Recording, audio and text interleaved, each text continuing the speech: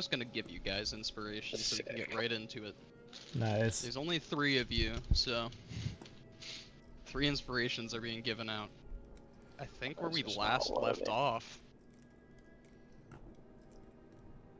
everybody had at least tried to go to sleep. Whether it was a restful sleep or a restless sleep, or failing to truly fall into slumber at all, it matters not. Because the time of the assault will arrive regardless.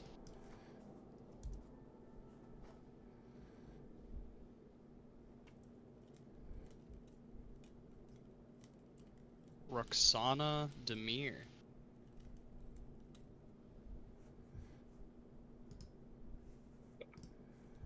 You are able to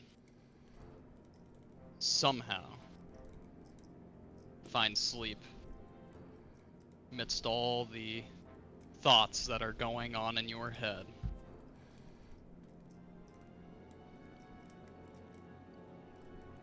But it's that empty sleep that you still feel like you're awake during it, and you're never truly sure when you lose consciousness. And eventually you see light past your closed eyes, and you open them up to see that one large moon of Thalas Ashana above your head, almost at its highest point, the time at which the assault is about to begin. However, you do not find yourself in your own war tent.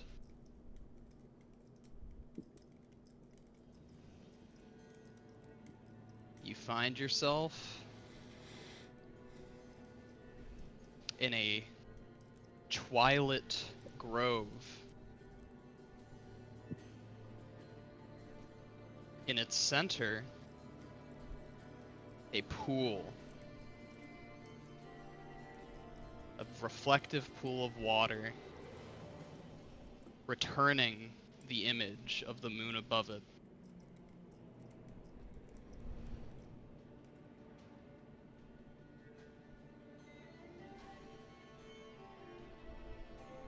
You've been here enough times to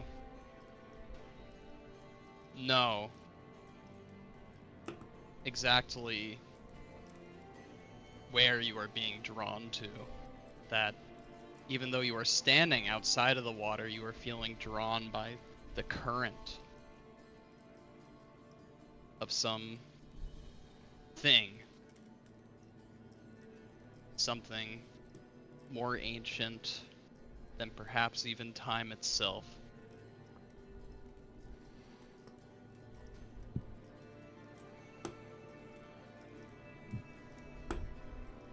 But you don't even need to approach it this time. It's not trying to coax you per se.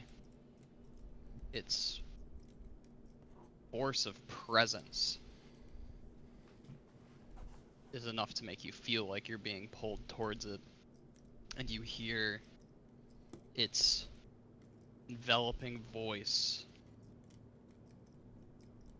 in your head.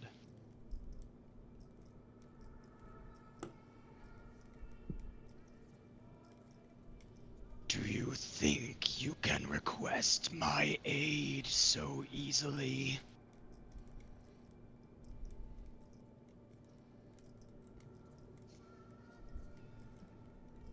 Before, I have offered you strength, power, freely, and you have declined it every time.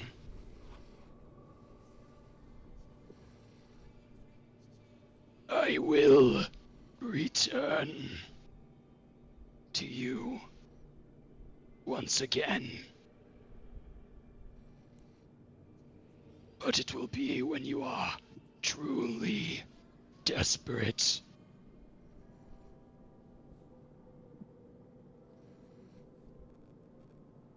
When the only thing that can guarantee your life is undeath.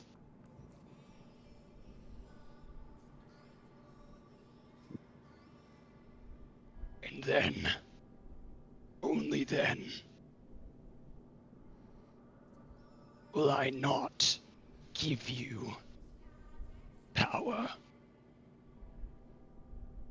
I will claim you. You can feel this imagery, this dream, this vision, whatever you want to call it, quickly fading away from you. You'd have enough time to get one quip in there, but whatever this entity is, it's making itself very clear.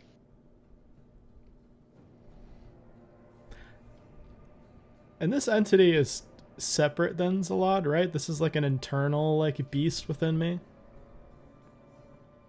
Or are they one and the same? It doesn't seem like it would be Zalad. Okay.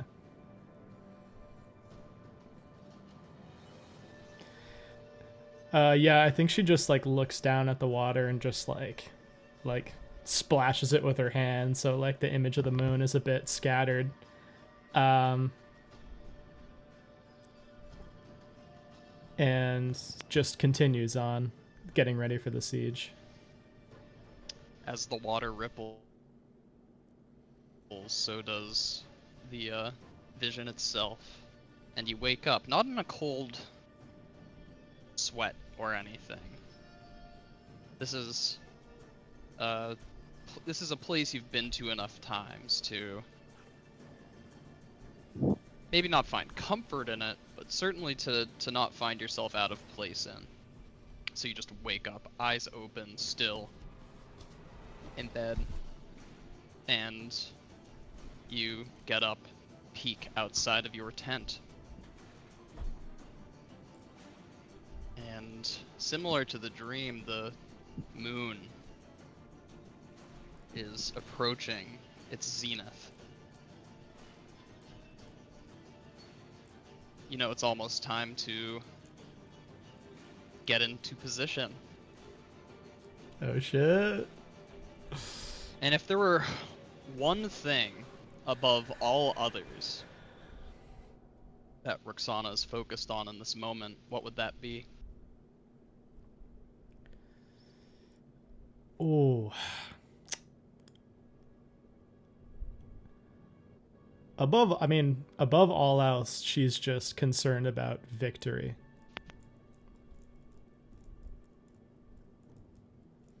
At any cost.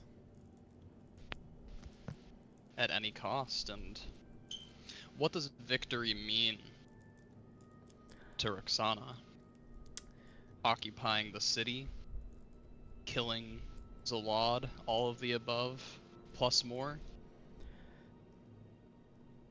It simply means destroying Zalad, because she thinks the rest will follow once he has been dealt with. But there's a part of her that her facade that has been a little bit cracked since she received the letter from Artaber, because she starts to realize that she's been so hyper fixated on that goal this entire time. Like, literally her entire time in this campaign has been towards confronting and defeating Zalad, and now the time has come. But Artaber got her to realize what happens afterwards. And perhaps, the frailty of everything that she's constructed in order to reach him will just collapse once this is over. Frailty is certainly one way of putting it. If you and your allies are able to accomplish this goal, to conquer Zalad and Thalas Ashana as a whole, will your alliance hold? certainly there are still enemies within the city, those who surrender. How will the Jalaran fare as a people? Enemies within our Will they own be party with the will it Yan. be will it be cohesive enough to hold together? Yeah, will the tensions that have made themselves apparent in the party itself come to a head?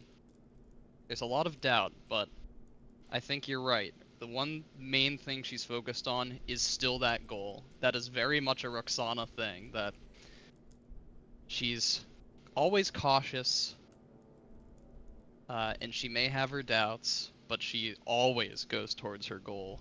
Kind of a foil in some ways to Fogel, in that even if the circumstances aren't the best, Roksana will still press the attack.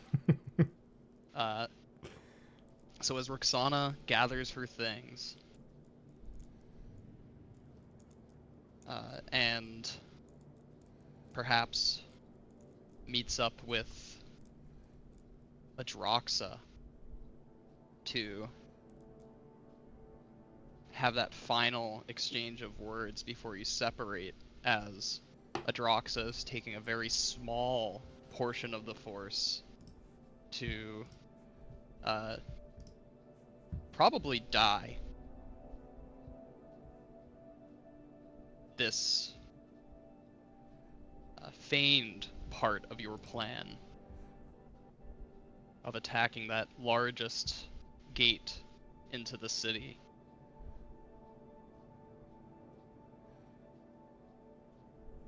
But this is the plan you set, and there is no time to change it now. You make movements towards probably at this point, a lot of the tents that are in this portion of the camp are well abandoned, as over the course of this week you were all preparing. A majority of the forces slowly moved and relocated towards that flanking side of the city to set up the true assault. And that is where you are now headed. Passing various soldiers, Drovier soldiers, assassins turned soldiers, some of your own Demir reserves you pass, and they themselves are getting ready to join you. You can feel the tension, but tension isn't necessarily a bad thing. Keeps you alive, keeps you alert.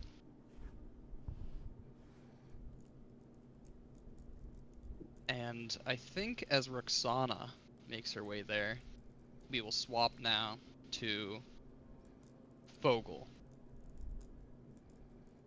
Fogel, where do you think you've been camped out this entire week? I know you were helping more so with the construction of the bridges, which would be on the flanking side. Would you have just have set up your tent over there on that side at some point?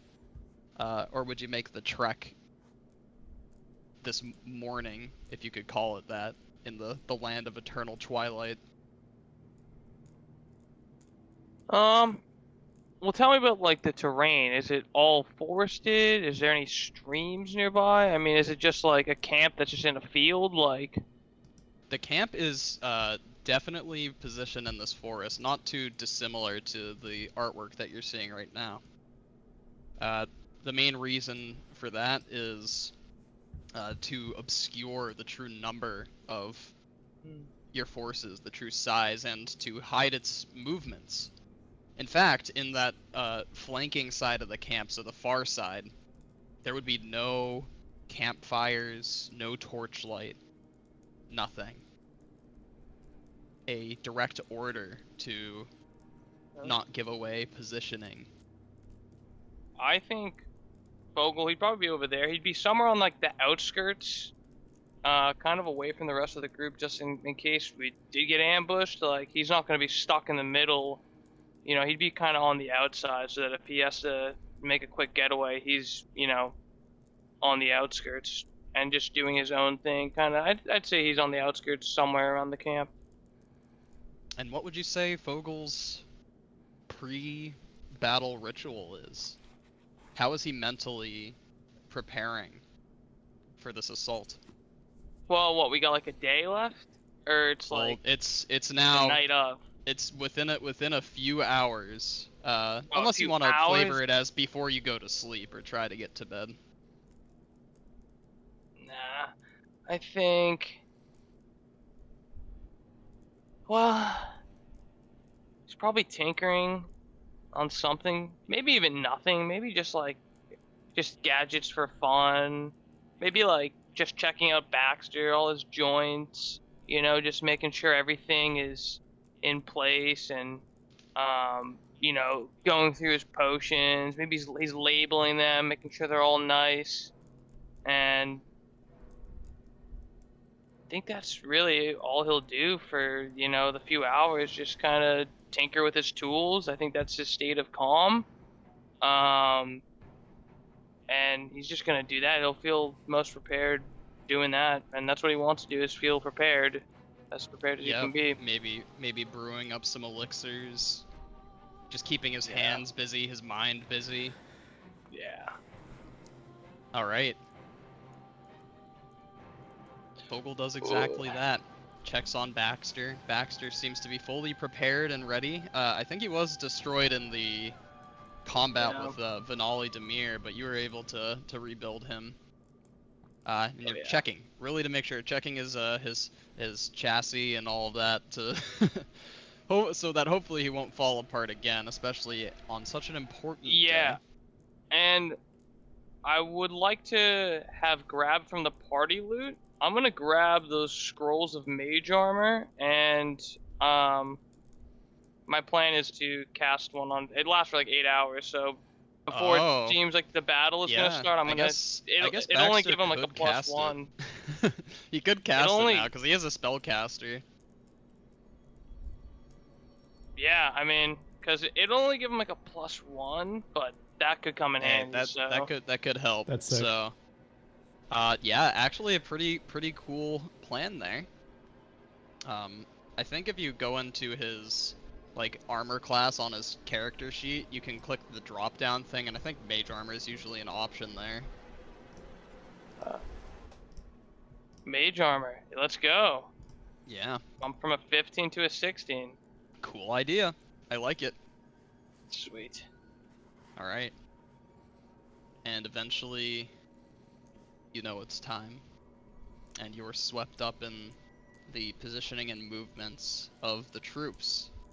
And I would guess that you would, unless you can correct me if I'm wrong, would you join your fellow party members, those who you are familiar with, those who have had each other's backs for this long that you would trust going into battle, or would you position yourself somewhere else? Remember, No, I don't. These are all a bunch of NPC, you know, fodder that are probably like gonna die. So I would trust to be around, surrounded by the most capable people I know for sure. So okay, help me with the very party. good. Very good, very good. Okay. And then that brings us finally to Thomas. Thomas, I would guess that I'm just gonna take a shot in the dark here. Maybe this evening before the battle, Thomas would be spending time with 3 people in particular, at least giving extra attention to them. Those being Glide, Iftuk, and Olimar, who, even though they're not really up to full power, certainly far from it at this point, still recovering from being granted new bodies. It becomes more of a somber meeting this evening as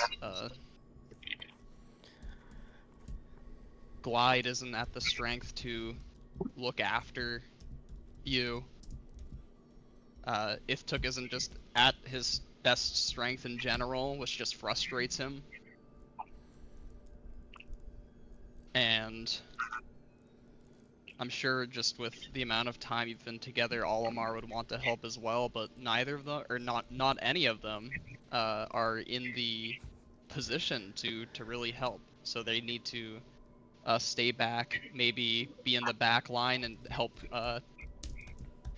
carry out supplies or whatever it might be. So are there any words that you would share with them to reassure them, Thomas, that you'll be okay and that you can handle it? I think I would start with glide and just kind of like, I'll just go into character, I guess. I mean, glide. I think it's okay that you're not going to be able to really be completely up to snuff, but I think at the end of the day, what you're going to want to do is probably be able to walk out of here and not get killed. And I mean, I think that goes for the other two of you as well, where, you know, if you guys get into a fight, you're not going to be able to keep yourself alive. You're so frail, it's really hard for me to see, but it's, I just think it'd be best if you tried to keep to the back and just help everybody with supplies and with, you know, ongoing, you know, any sort of teaching you can give to any found in the mines. I think you're better off back there, and it'll help everybody more than just having you die. I just got you back. I'd rather not have to let you die. Whether it be with some levity, some laughter, begrudging acceptance, or just like purely being reasoned with, you're able to kind of take a lot of the heaviness out of the situation and enjoy the rest of your time, the rest of the night with or I should say three other liberated souls, three other liberated minds. Yeah, what happened to the Dark Man? He's me, right? He's just inside of me. Yeah, you kind of like absorbed him almost. For the best. For the best. So, after this night, I think Took would be like a little bit pissed off, but at the same time, he's like, "No, you're right, boy." Boy. And Olimar is just like, "I didn't want to fight anyways, so fine."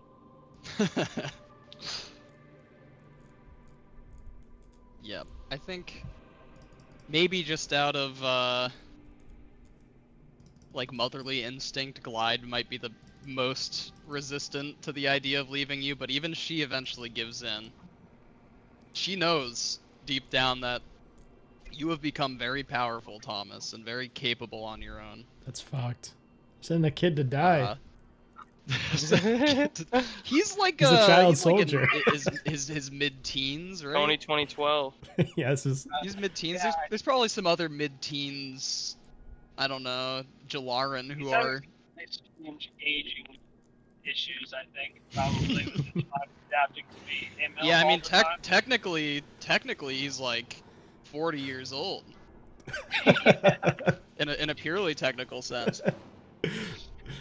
It sounded like those like One Piece justifications for like weirdly. Oh yeah, it's like actually a 1,000-year-old vampire. Just looks like a schoolgirl. This is so strange. Okay, and I think you're able to enjoy the rest of the night with your now liberated comrades. And maybe because you have this sense of community, you actually feel pretty at peace. And you're able to get some restful sleep before you're woken up, maybe by Glide, who had noticed that people are moving around. And she says it's time. Huh? I wanted a few more hours. hours. Unfortunately, a few more hours you cannot afford. Who would you join Get up into with, that. Thomas? Who would you join up with? That's a good question. I think Vogel probably, in terms of who he'd be like most comfortable with, assuming I guess Derek and Vogel would be together. Yeah, I'm just gonna Guessing. I'm gonna speak for the rest of the party and say that they're also gonna join up wherever the majority of the party is because they're not here. So I can control The only them. thing about our Beyond and Roksana pair for Songbird. Wait, say that again. You were cutting out a little Yeah, bit. what? Sorry, I was saying the only people Thomas isn't like fully comfortable with are Roksana, Jan, and Songbird. But what? Roxana's given you so He's many straight up chess Yeah, pieces. what the hell? Just so damn creepy. After all those chess pieces I gave you, that's fucked. Well, It's also he's like those two are fighting, and I don't want to pick a side, so I'm gonna pick neither of them. well, luckily for you, Songbird isn't there at the very least. He's no longer inside your head. Yeah, I just I don't want anybody inside me like that again. Hey, yo. Whoa. I'm gonna get arrested. Except for the dark. Alright. So I would say that now it is getting even closer. Perhaps only around an hour until the assault is set to begin. Lines of soldiers have formed some distance back behind the tree line. And maybe not in the direct vanguard, but certainly towards the center would be the party. Maybe right behind that initial vanguard of forces who were meant to carry these bridges across the moat that surrounds Ras Duhour.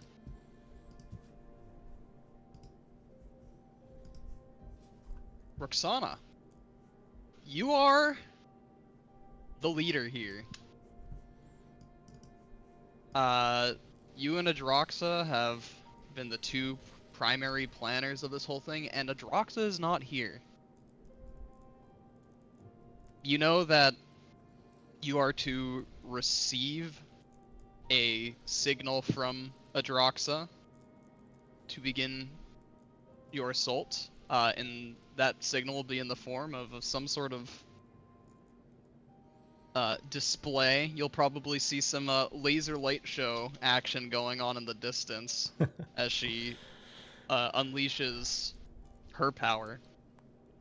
But what do you say to this thrown together group of soldiers, assassins, and common men?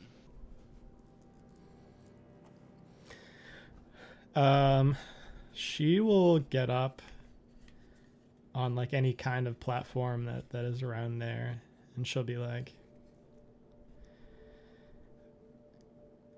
I know all of you come from different backgrounds, different places, but under my banner, we will fight as one today. And once those walls have fallen and we are within the city, it is ours for the taking. So fight with me now to take this city and to finally liberate us and escape from this plane. And she'll kind of like raise her rapier in the air and point over near the wall that's going to be downed by the sappers.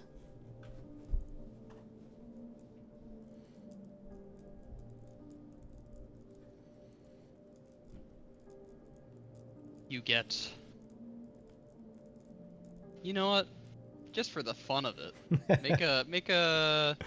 You can choose a persuasion or a performance check. Ooh, definitely persuasion. Pretty good. Oh yeah. And this, as there's a few like messengers on horseback who begin to ride out to various other portions of the forces to relay your speech that you gave. You get some cheers, which turn into more cheers and more cheers. You can see that the morale of the troops is certainly high. Let's go.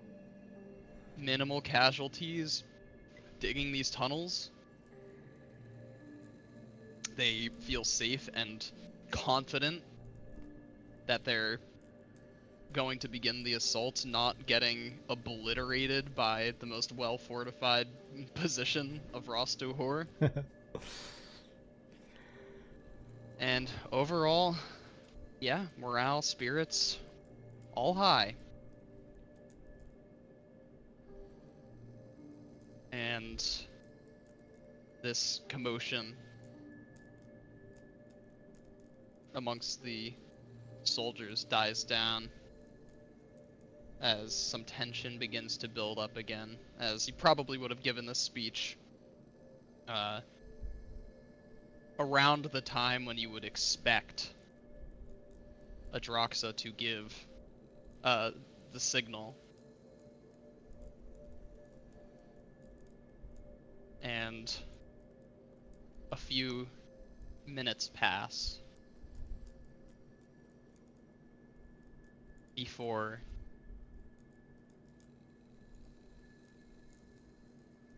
and again, by signal you thought you would mean just you thought Adroxa would you would see like these lights in the background from her releasing her draconic breath, trying to harry the walls of Ras Duhour on her part. But true to her namesake, Lunar Adroxa, the moon itself, full in its phase, begins to shift and change. This beautiful astral sea of just blues and purples, radiating its light like a spotlight on the city. That is the signal.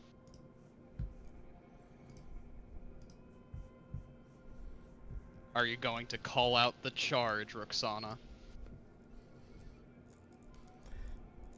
Yeah, she just like she's kind of freaked out because like the moment's finally here, but she like steals her resolve and points her sword towards the city, and she just like swipes down, giving the motion to like charge.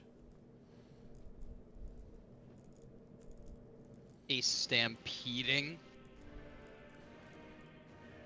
of footfalls begins. Screams call out from among the ranks as the momentum of thousands of soldiers begins to break from the tree line, charging towards the capital city of Ras Duhour.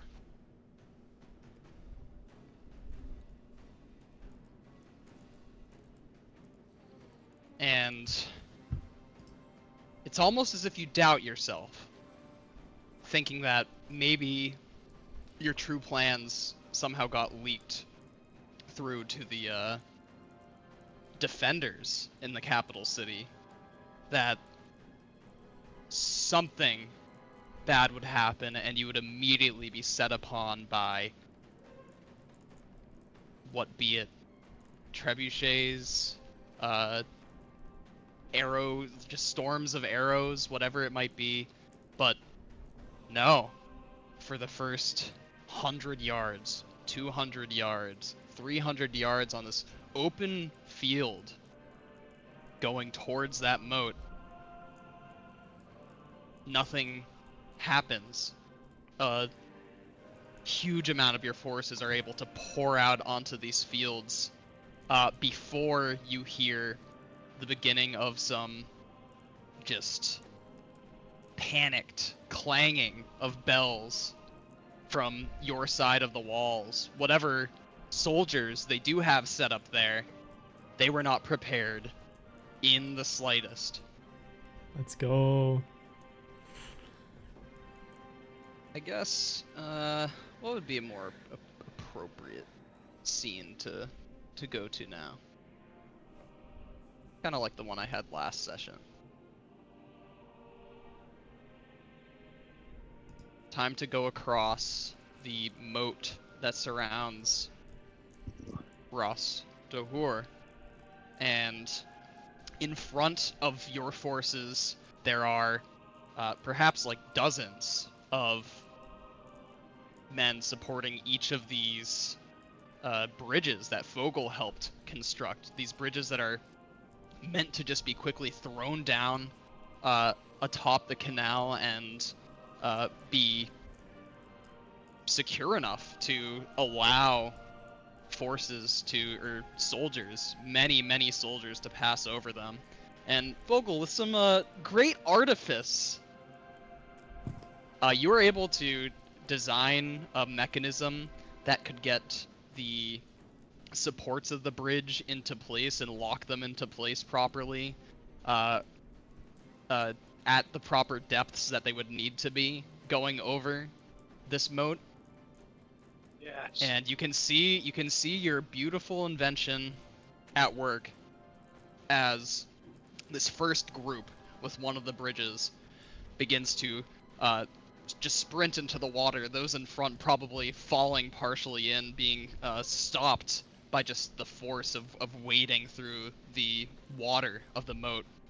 But they continue pushing and heaving this crazy contraption of a bridge across. At this point, there are arrows that begin to rain down. Not in huge clusters, no.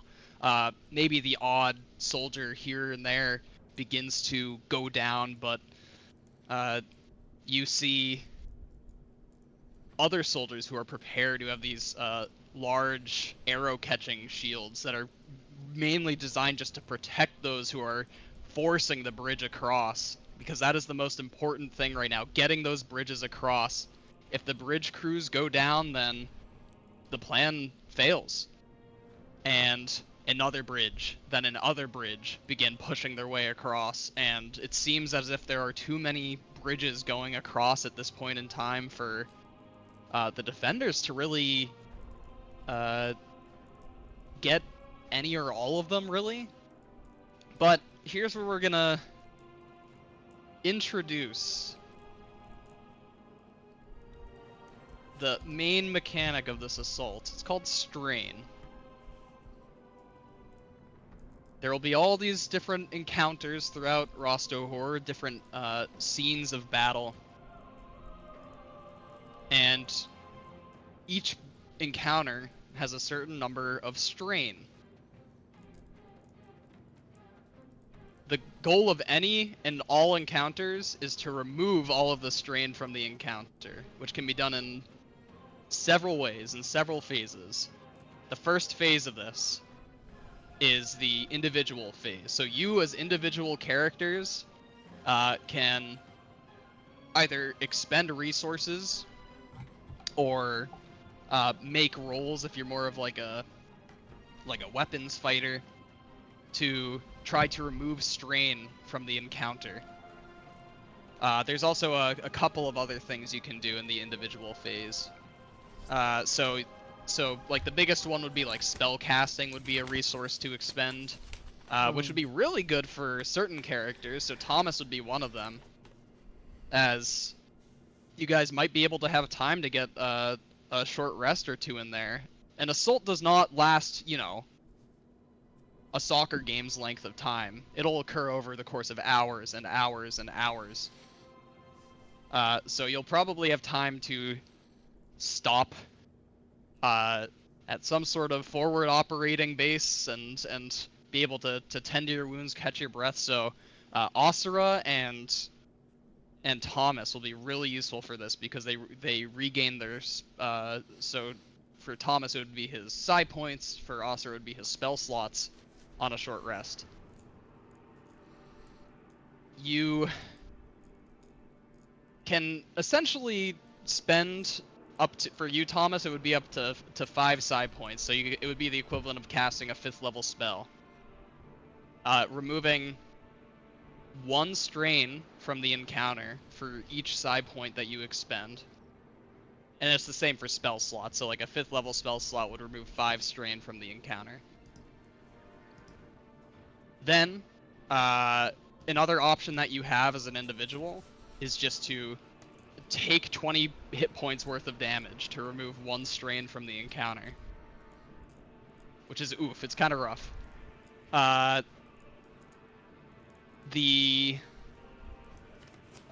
Those of you who are more of weapons fighters, you can choose to do a combat maneuver, which ends up having you roll like you choose whether you're going offensive or defensive, and then you'll make 2 rolls that determine the amount of strain that you remove from the encounter, as well as how much damage you're going to take being actively involved in the combat.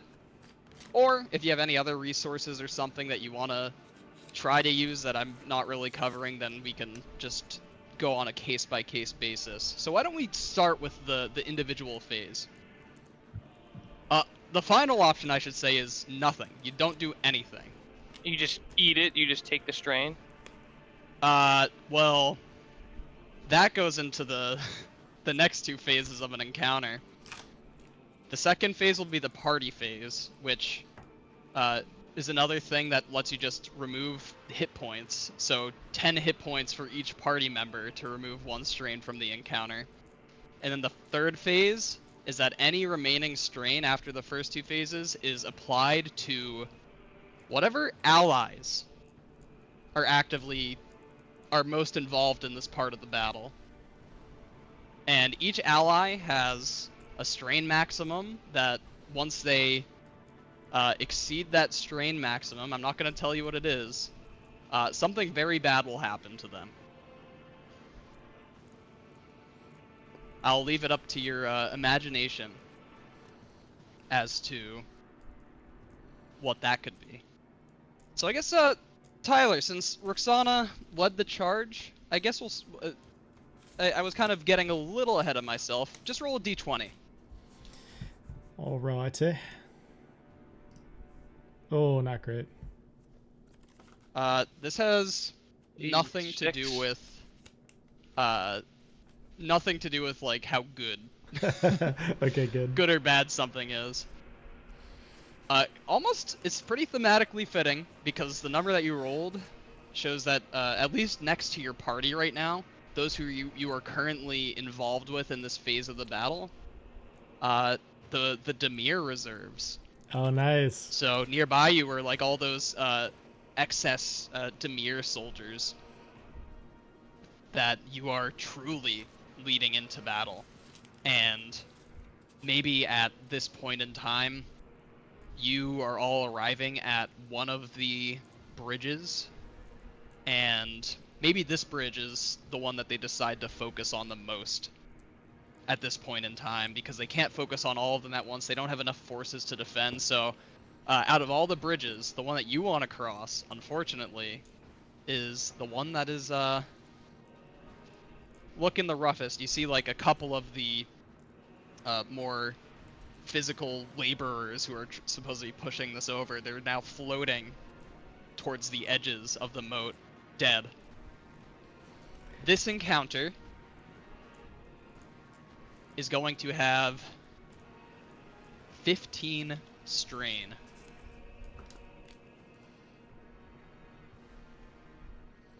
And when we reach 0, that, like, we basically beat it. Yes, you beat the encounter. All right, cool. You could skip all the way and just let your Demir reserves take all the strain, or whatever. No, I think it's too early. I think we gotta kind of put up or shut up when it comes to these like first encounters. I think she also wants to lead a bit by example. So yeah, I think she'll do a combat maneuver to try to lower that strain. Okay, so you can choose an offensive or a defensive combat maneuver. Oh, is The there a way it difference? works is yes. So any maneuver you make is going to involve two rolls, an offense roll and a defense roll. There's like, it's kind of like tiers of success, right? If you choose an offensive maneuver, your offense roll automatically increases by 1 degree of success, and your defense roll automatically decreases by 1 degree of success, and vice versa for a defensive maneuver. Your offense roll is going to determine how much strain you remove from the encounter. Your defense roll is going to determine how much damage you take from the encounter. Oh, gotcha. And each person, by the way, each player character can only make like one individual action in this phase. So you can't like cast a spell and make a roll and remove hit points willingly. Just pick one from that list. Okay. Yeah, I think I mean, it's also like in her nature to just be super aggressive. So when she sees these guys coming, she just like takes a portion of the reserves and like with them behind her just starts like charging directly into them. So she'll do offensive. All right. Okay. An offensive maneuver as what would be the best way to? Well, I guess You're gonna apply the flavor to this because they Yeah. are up on the walls right now. Oh, I thought they were okay. Interesting. How would you? Well, what weapons do these reserves have? Like, do they have like long range capabilities to fire at the walls? I would say yeah, they have some bows for sure. So some like long bows. Obviously any like larger siege equipment that you guys might have is gonna be further in like the back lines. It needs to take more time to be pulled across this battlefield. But Roksana herself is pretty badass, and again, this fight isn't taking place over the course of, like a typical 30 seconds of D&D combat. Like, it's long and grueling. So, Roksana might be able to use some of her abilities to charge ahead, get up on the ramparts, just fuck shit up on her own. But why don't we start? You're doing an offensive maneuver, right? Yeah, so I think what she'll do, knowing that they're still on the walls, what she'll do is she'll basically just take like a detachment of archers, get them across the bridge, and just have them basically set up like almost like an archer's nest, but it wouldn't be like in a tree or something. It'd basically just be like a little like almost like divot along the side. Maybe it's like in the mud of this trench. And she just has them sort of like, place the ends of their bows in the mud, like draw back these long bow strings, and she's just like directing them to fire at different areas on the wall. That's cool. All right. So what you're gonna do? Whichever weapon has the highest attack bonus for you, which I'm guessing would be Levrez right now. Just make an attack roll. Just make an attack roll with Levrez. 20. Let's go. All right. Nice. So you would beat DC 20. It goes up a tier because you chose an offensive maneuver, which is DC 25 that you've now succeeded at. Now make a defense roll, which just roll a D20 for me. The math is a little weird. What is your AC? 18. Okay. So unfortunately, you take 30 damage during all this. Maybe you take like a heavy crossbow bolt Yeah. in the shoulder during all of this, and you end up struggling to the ground. But in this like really sick display of leadership, you take that bolt and you keep commanding the archers to fire right afterwards. Like you grit your teeth through the pain. It makes sense. I And mean, we're first wave. We're you're able Vanguard. to remove a total of 3 strain from the encounter. Oh, that's not as much as I thought it was gonna be. So it's been reduced from 15 to 12. Oh boy. All All right. right. Good luck, guys. Vinny, what is Fogel gonna do? Okay, so you might have to go over this mechanic a little bit again. But instead of using a spell casting, did you say I could make like a save of some kind, or is that an option? Or you either roll the dice? What are some of the other options besides spell casting? I guess like if you wanted to do like a maneuver, you could probably use like your spell casting attack bonus for a maneuver if you'd want to. Kind of what like Roksana did, but flavoring it as whatever Fogel would add to the combat without actually expending resources. If you expend spell slots and those sorts of resources, you just remove strain and you don't take damage, which is like the usefulness of that. However, for you being a half caster and a long rest spell caster, you'll be running out of more spell slots by the time you Yeah, I think are I want coming to up to this confrontation the of like an maneuver actual. Okay. and just chance it with the dice. Do you want to do an offensive maneuver or a defensive maneuver? Defensive is you're less likely to take damage, but you're also less likely to, or you're less likely to remove strain from the encounter. Offensive, you're more likely to remove strain and more strain at that, and then, but you're more likely to take damage. Let's do offensive. I want to risk it for the biscuit. Okay. Do you have like an attack roll cantrip?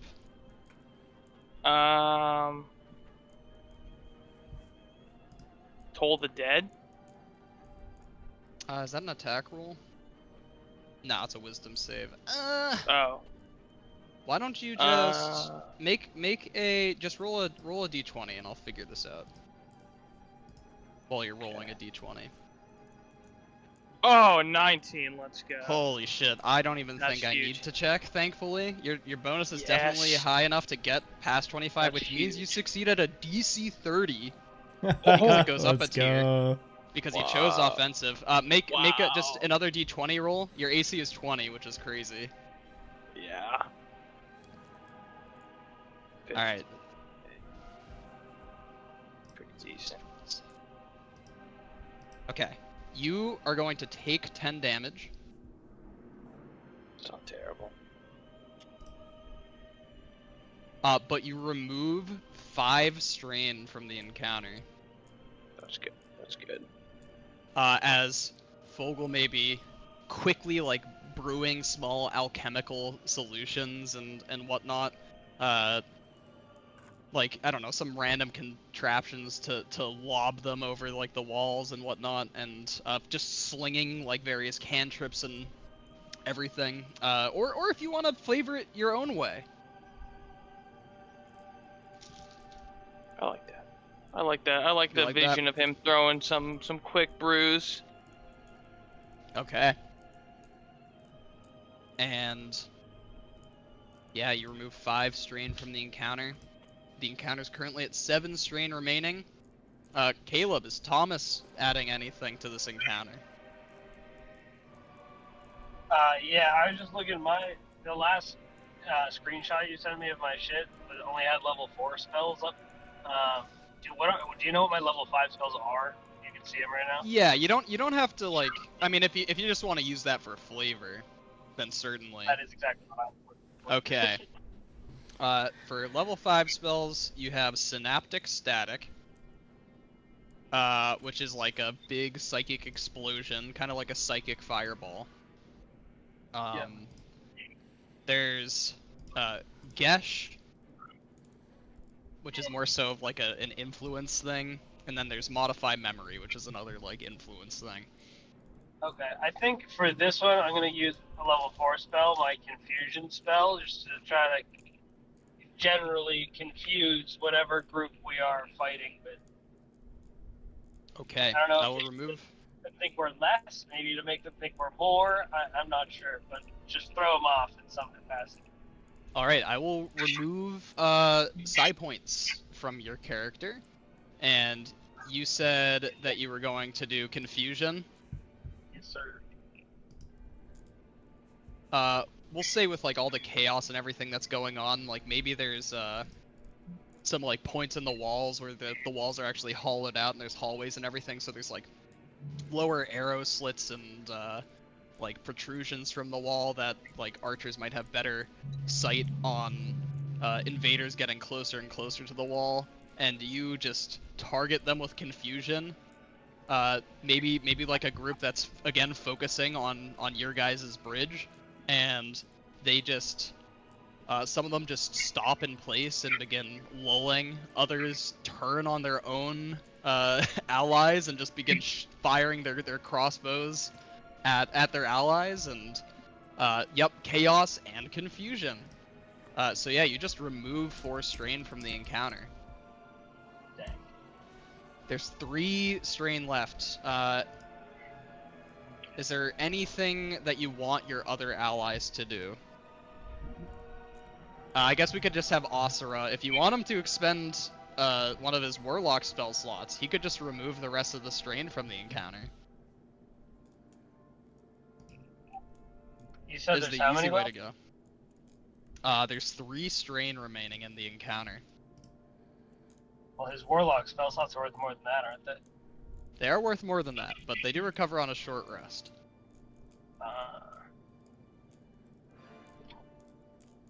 What do you guys think? What does Derek have? Derek is a cleric, so he has, you know, normal long rest full caster spell casting. So he has a lot of spells, but they will not recover on a short rest. Actually, I think his what is it called? Channel Divinity, which recovers on a short rest, can be used to recover spell slots. Oh, I totally forgot. I also have the consume self one, where I can cast using my HP instead of side point. Oh Jesus. That's I'll make true. it later. All right. Half your proficiency bonus rounded up. So Derek could just cast a second level spell slot and get it back after a short rest to remove 2 strain if you want to do that. If I get us down to 1, I'd be fine with that. You guys?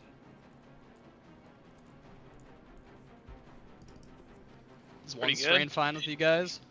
Yeah. Maybe we can Okay. work with that. We'll just say that. We'll just say that ends the individual phase of this encounter.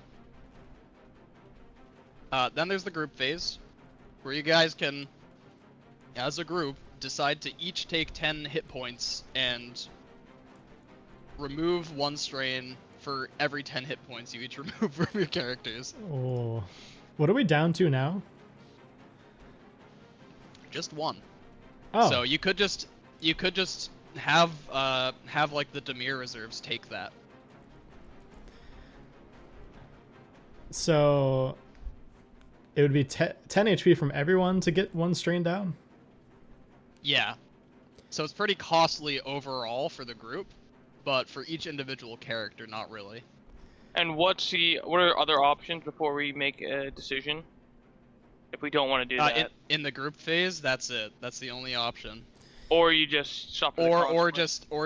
Or just give the rest of the strain to the allies, Yeah, I mean, if which it's are the Demir reserves right now. if it's only 1 strain, I feel like they can probably tank it, right? What do you guys think? Because 10 HP is it's pretty costly for everybody, you know? Yeah. Okay. I say they just tank it. All right. The Demir reserves take 1 strain from this encounter. A few more of you probably have maybe there's like around 1,000-ish Demir, and probably not probably around 80 to 100 go down in this fight, which isn't bad, as finally this bridge is pushed across and you're able to rush across, Roksana. And as you're running across,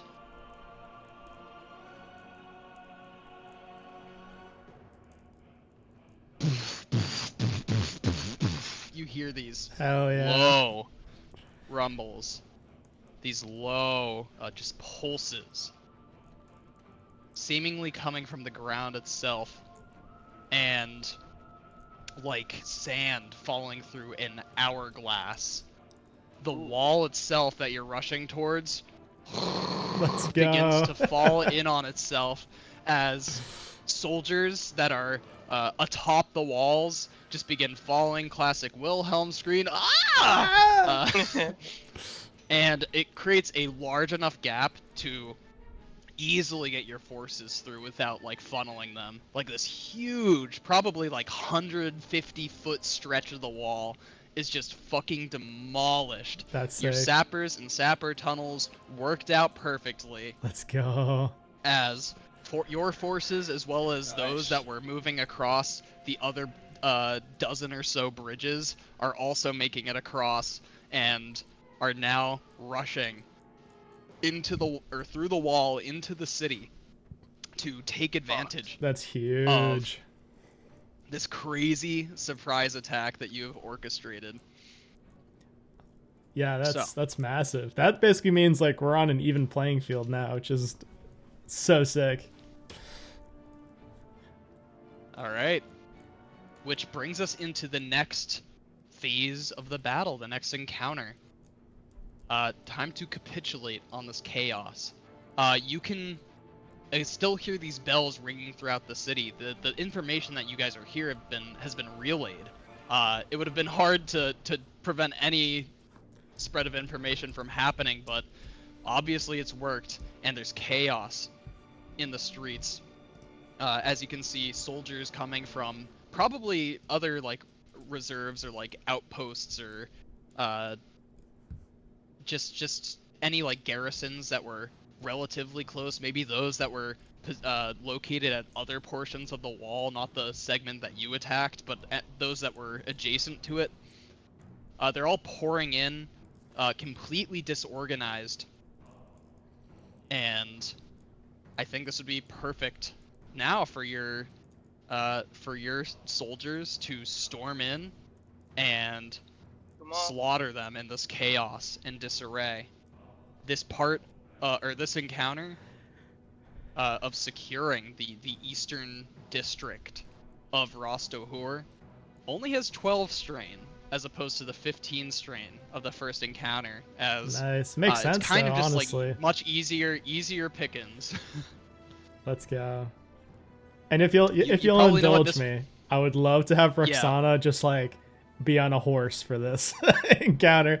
I'd love to Oh, have her fuck just yeah, like charging in on a horse, just like Oh, just that cutting up, classic yeah. sound of like horse hooves Yeah. on like the flagstone Yeah. of the city streets. Oh, I yeah. need it. Yeah, I need it. Hell yeah. Oh, perfect. Yep. Just directing with her Jalaran thin blade, just small segments of or like small forces of troops, directing them to attack maybe that group of soldiers that are trying to form ranks, and just leading the slaughter. Let's go. What do you guys want to add to this encounter? We'll go with individual phase first. First and foremost, can we use a warlock spell slot? You want to use a warlock spell slot? Saving it, hell yeah. Let's see. Let me just remove this from Asra. As maybe like the largest garrison of troops that you've seen so far comes and turns a corner, forming rank, each with like spears and shields, trying to, at the very least, hold you back until more reinforcements arrive. And as they begin forming just across the width of this city street, you suddenly see these geysers of flames spill up from the ground and just consume this group of soldiers as Asura casts Wall of Fire That's sick. to Oh, yeah. incinerate this group of soldiers. Okay. That would be Asura's individual phase. Is anybody else adding anything? So how much is left strain-wise? After that, it's just 7 strain. 7 strain. I think Roksana will add again. I think she'll do another offensive maneuver. Another offensive maneuver. What is the Okay. what is the weather like during this siege? Because that would be important too. Is it like relatively calm? Is it like raining? Is it like, you know, what is the vibe? You've gotten The scene. You've gotten a lot of classic British rain days here in Thal-Sashana, but this day in particular, beautiful. Thal-Sashana as it's like that nostalgia in your memory, just beautiful starscape above you in that full moon, which is currently like dancing with the stars in that oscillating like blue and purple full moon, caused by Adroxa and her radiance. Hell yeah. In that case, I'm just gonna go to town on this description. So, but like she basically goes in on the horse, Go for it. and essentially she sees what looks to be like a half crumbled like watch post that was sort of like adjacent to the wall, but it was like sort of detached from it, so it was like only partially destroyed.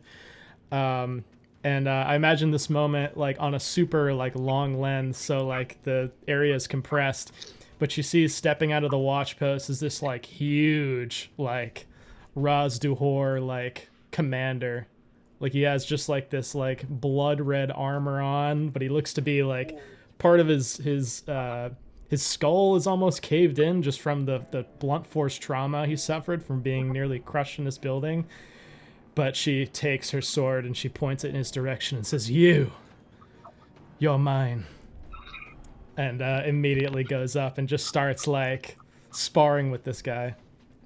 Okay. Why don't you start with making an attack roll with Levrez? Alrighty. Come on, baby. Is sparring the right word for? Oh yeah, you're definitely beating a 30 DC on this one Let's because you have like go. a plus. Or wait, maybe not. Sorry, I lied. That's your total roll. Sorry for getting you excited. What the fuck? you beat a 20 DC. Sorry. Now roll a d20. You said your AC was 18. Yep. Okay. All right. Let's see. Math. Head math. Okay. Okay, you beat a DC 20 with that, I think, but that gets reduced to beating a DC 15.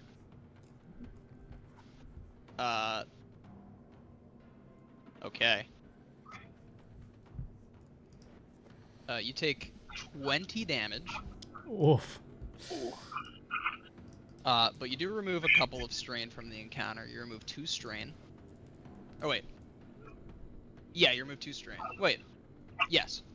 Sorry, my math is not working well. This giant, or like really well-armored, captain that you challenge to a fight, you can't see his face under the helm that he's wearing, but it seems that he does very instantly agree to your duel, and he's might be empowered or enhanced a little bit by magic, as with supernatural speed he appears right next to you and takes his like massive claymore-esque sword and just heaves it, lopping off the head of your horse. Oh shit. And It's like the mountain. and even though the at least the mass of the horse was able to stop a majority of this blow, but you are still hit with just like the mass of this blade and the momentum behind it, and you can feel some of your ribs crack as it kind of sends you hurling a few feet into the air. But how do you end up taking him down? Because you do indeed take him down. Yeah, I think she sort of uses the energy, like he sort of like cuts off the horse's head, and she sort of goes like flying past him at this building, but she like uses almost the force to like quickly rebound, and sort of like using her ability to like walk on walls or like walk upside down, she like just immediately jumps back off the wall she was just thrown against, and just like manages to get her blade through the chink between his like shoulder plate and his helmet, and just like do a small but precise strike that just like gets the carotid artery. Just an immaculate show of skill Yeah. on both of your parts. I like this idea of like this duel that takes place over the course of just a couple of seconds.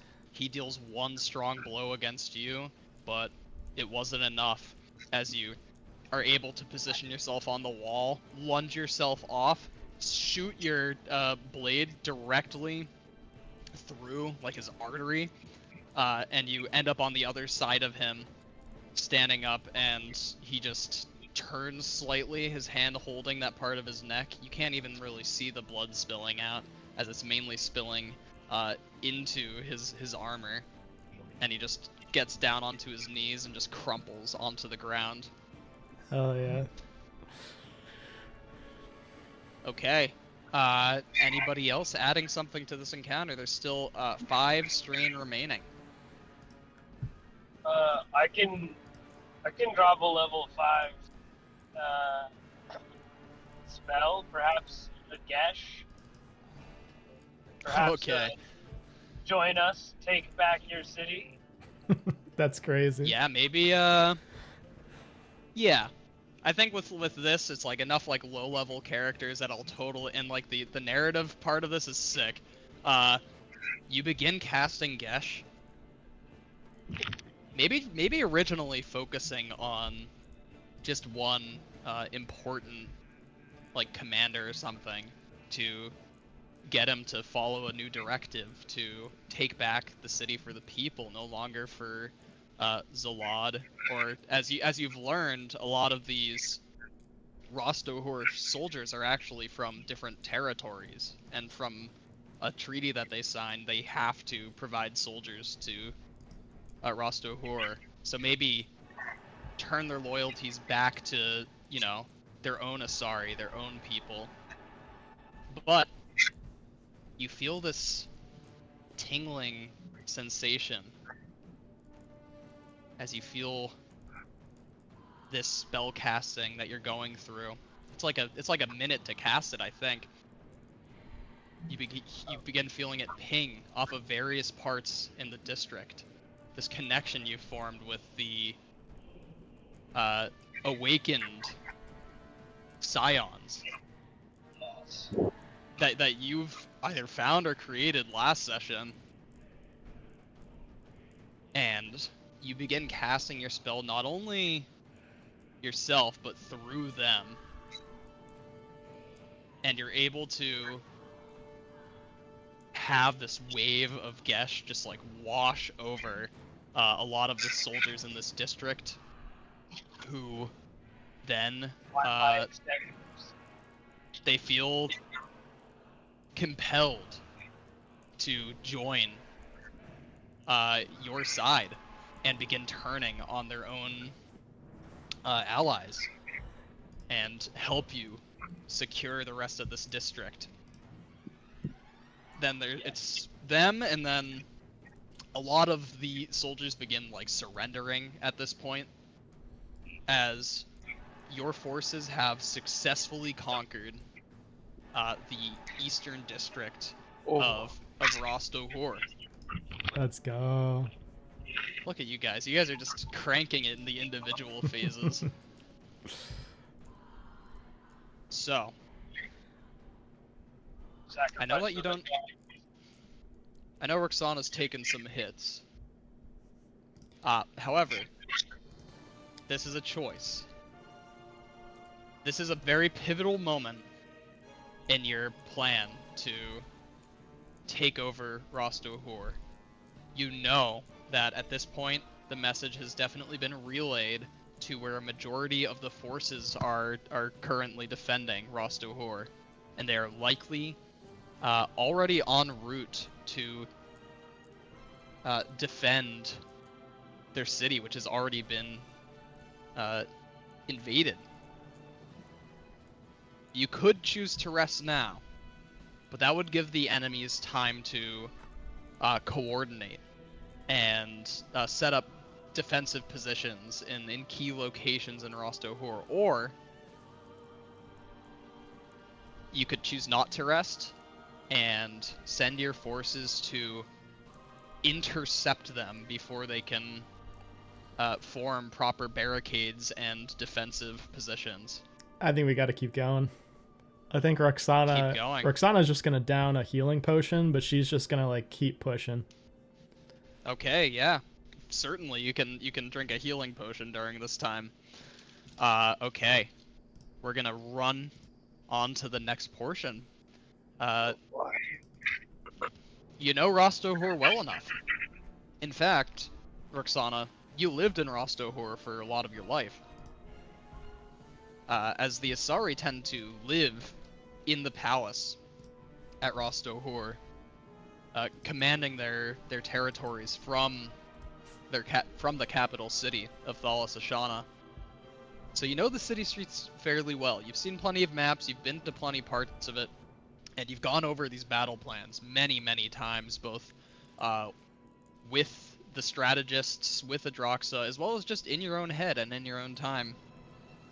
You know the likely routes that these soldiers are going to take to get to their positions, and you already know where to send your troops to cut them off, where it would favor your lower numbers the most. These narrower city streets. You want to be able to prevent them from getting to this main causeway, because this main causeway of Ras Duhour, which leads up these like super wide, many staircases that go up to the main palace. It would be probably the most defensible position for them, and you want to prevent them from getting there, or at least prevent as many of them from getting there as you can. So you send your troops pushing forward, running past dead bodies of friend and foe alike, although a vast majority of them are foe and not friend.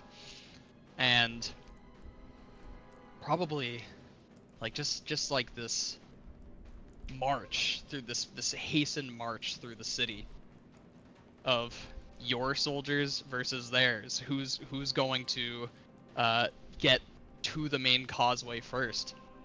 And fortunately for you, it's your side, and you're able to position your troops so that they are kind of blocking off some of the smaller side streets, narrower alleyways that the defending force is going to have to push through in order to get this main causeway. So you cut off a bunch of key points, and that's where your soldiers clash with theirs. This is going to be an encounter with 16 strain.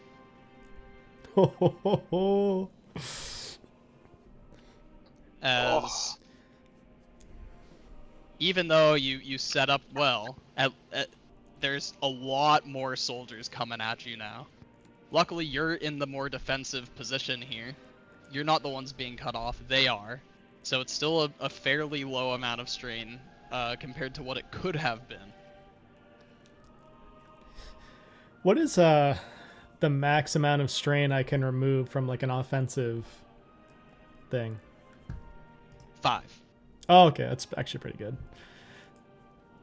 Yeah, you have to. So like an offensive maneuver is is probably the best one to take if you want to remove 5 strain. The DC that you have to beat is 30, so as long as you get like at least 25 when you take an offensive maneuver, then you remove 5 strain. Okay. Is anybody adding something to this encounter in the individual phase? Yeah. I love this. I love how you guys are I totally left it up for you guys to just destroy your own allies so that you guys can be individually stronger. Hell no. Those are our troops. We got to preserve them as long as possible. Yeah, no, I think Hell yeah. she's going to go full offensive. Thinking logically, I think the hardest like unit to face in these streets would be like probably like pikemen. Cuz like we're charging straight at them, and if they had like a pike wall or a shield wall, it'd be super hard to get through. Mm-hmm. So, I imagine in this moment we're charging through this like narrow street. We see maybe like the remnants of like an artisanal district of some kind. There's like all these shops with like maybe like play masks and like fine silks and stuff like that, but they've since been abandoned because people have probably fled. Or maybe there are still people in the streets, who knows, like running away. Yeah, in fact, yeah, you may have seen like a few just citizens who are just thrown into the chaos. You see like a lot of these usually very like ornate and beautiful like fronts to all these buildings, whether it be stores or like actual like residences boarded up entirely, so people could still be inside. They could be abandoned, you're not really sure. But yeah, we'll say that it's maybe this is like a really key point to defend, because it's like a larger, wider market space, like a bazaar or something, that more soldiers could fit through, so you have to dedicate a lot of your forces to get there. And you encounter the most organized set of Ras Duhour troops you've come across so far.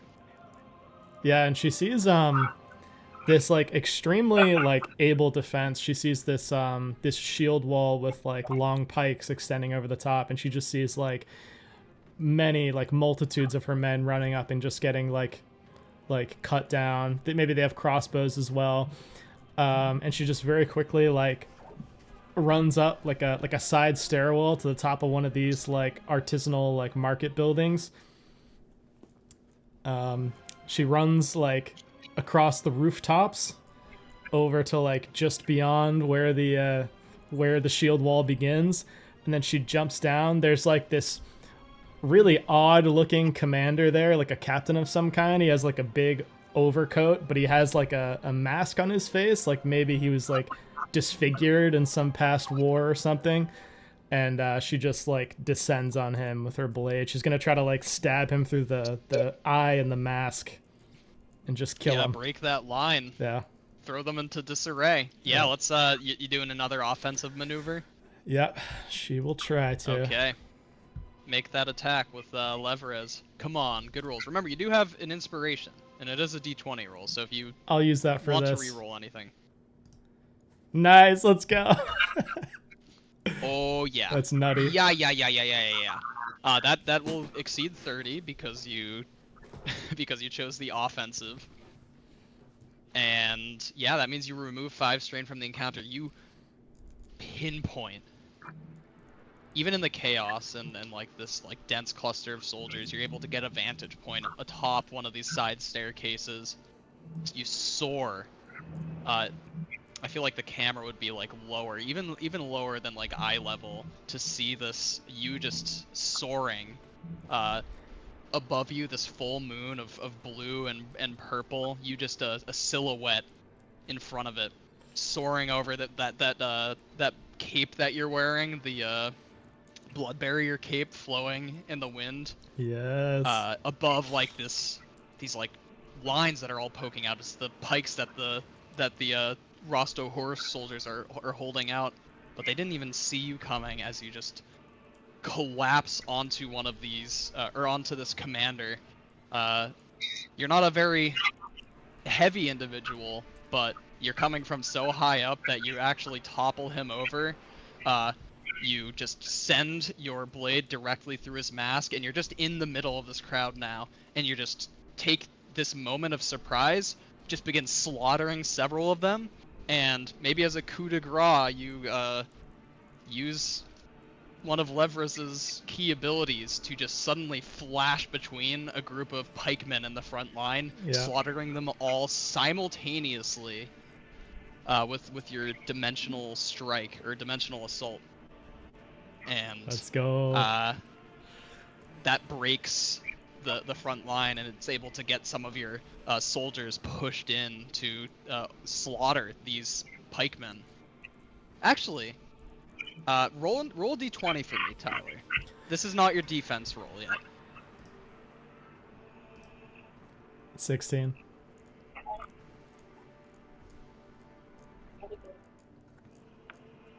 That's pretty cool.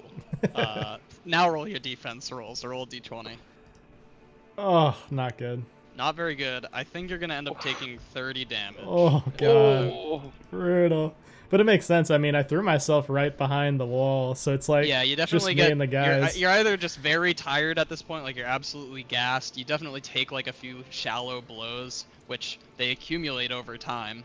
So you're losing some blood at this point. I think what happens Um, is she ducks into like a storefront on the side, and she like quickly pops like a healing potion. She's drinking it, and all of a sudden, this shape appears from inside the shop.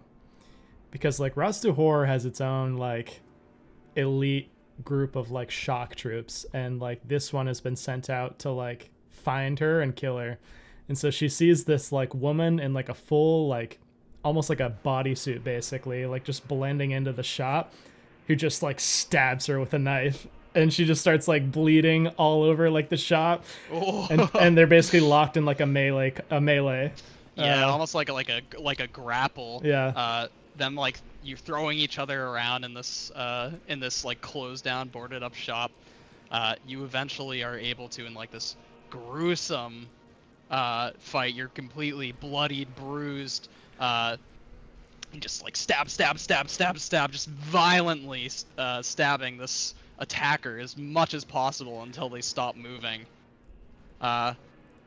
And your breaths are labored, you're wounded, and you stand up to see that there's actually several soldiers who have noticed this commotion and are coming to descend on you, and you think, oh, how can I escape? This entire place is boarded up. I might be screwed right now.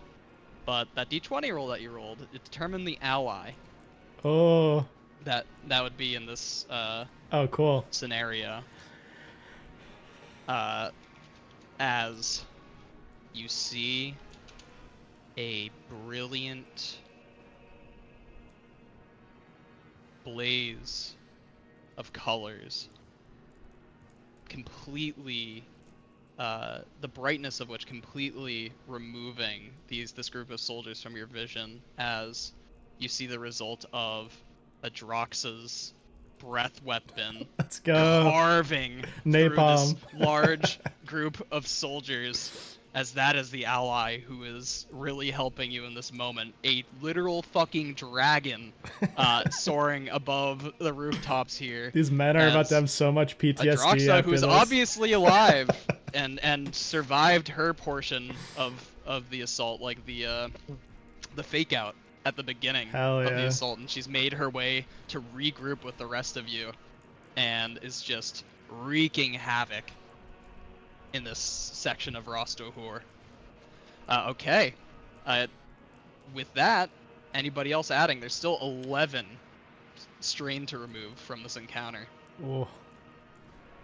Well, I guess I will also make another. I'll do another offensive maneuver. Okay.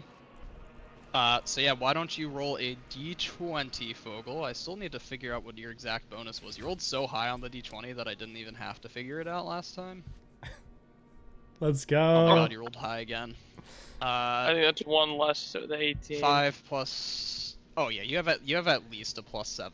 I know that for a That's fact. Because your crazy. spellcasting modifier is a +5, your proficiency bonus is +4, so it's at least +9, and you might even have an item that gives you like a +1 or something to spell attack rolls, like your maybe it's your all-purpose The tool. tools. Yeah. Does it give you a +1 to DC Yes. and attack rolls? Okay, so you have a +10, so you get 28, but that increases to the DC 30 because you chose offensive, which removes another 5.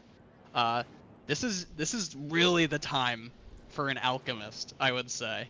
It's when you have all these people clustered up, and you're able to throw together like very quick concoctions, like it aptly named Alchemist's Fire. Like you're throwing ingredients together, you're like swirling around this potion, just chucking it at the walls of these market buildings, which erupts in like this like literal napalm, just like this sticky like fiery liquid that covers soldiers and begins killing them without you actually seeing their wounds, steam coming off of their bodies. You're hucking acid vials and all of that. Yeah, I think across. like some poison clouds. I think he's just like on like Baxter, just like zipping around, like mixing this up and just like hucking them into the enemy crowds. Yes, sir. Now you're gonna have to make a defense roll though, so we'll see how well you do on that. All right, just a D20 again. Yes. Oh, no. So 22. I might use my inspiration on minus that. 22 minus 8. I mean, if you want to re-roll it, choose now. Yeah, I'm gonna re-roll it. I don't Okay. want to take the 2. A 20. Oh, I think that's better. 20. Oh, 20 let's go. minus 8 is.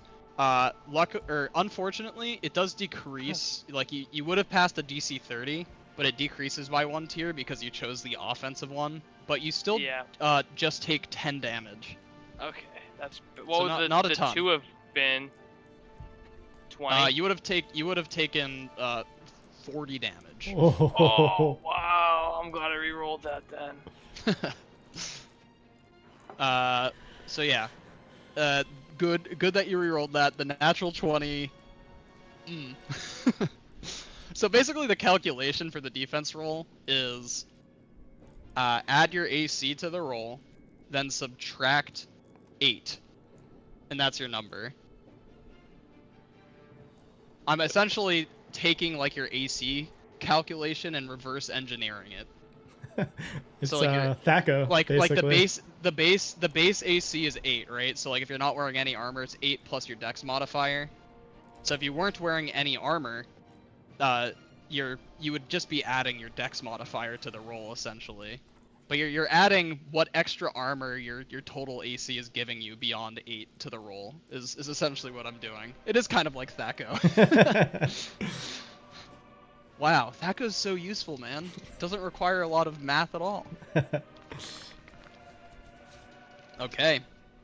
So yeah, you remove an additional 5 strain from the encounter. It's currently at 6 strain remaining.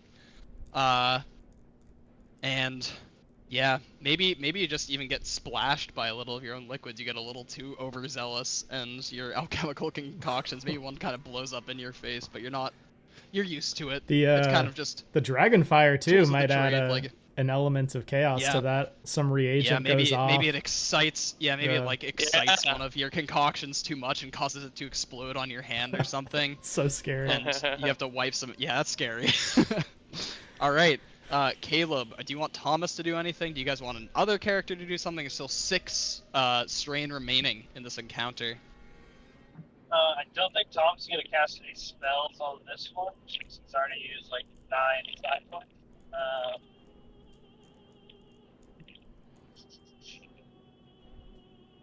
He doesn't have to do anything. Yeah. I guess if you guys want to use anybody else's resources, or I can just take them.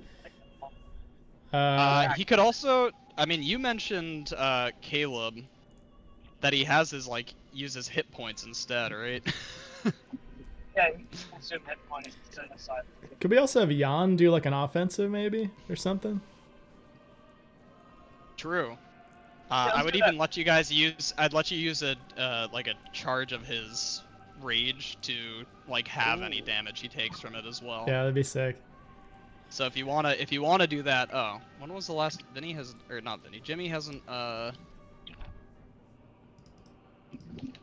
long rested yawn at all. So let me just give him all of his resources back. Yeah, I was gonna say, he hasn't been here for like at least 2 sessions, I think. Yeah, he Maybe hasn't 3. been here for a couple at least, yeah, like 2 or 3. Okay, so I'll remove a use of his rage. So whatever damage he's gonna take is halved. Yes. And then I'll have him roll. So he'll make an attack with his I'll just use his beast mark, whatever. Say beast mark's claws.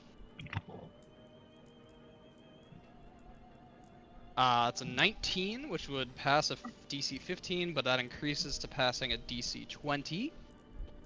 Because we chose an offensive maneuver for him. And that means that removes 2 strain from the encounter. Let's see here. And then he is going to roll another d20. Only a 10.